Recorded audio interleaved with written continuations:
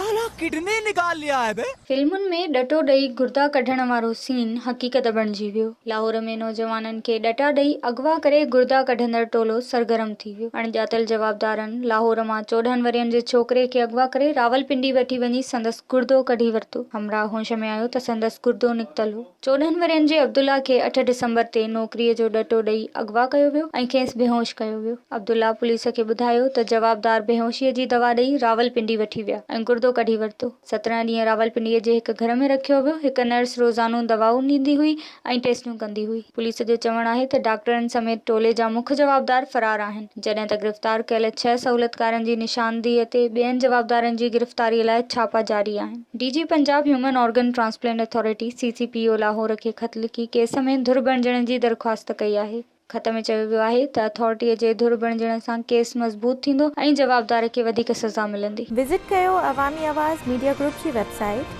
awamiawaz.pk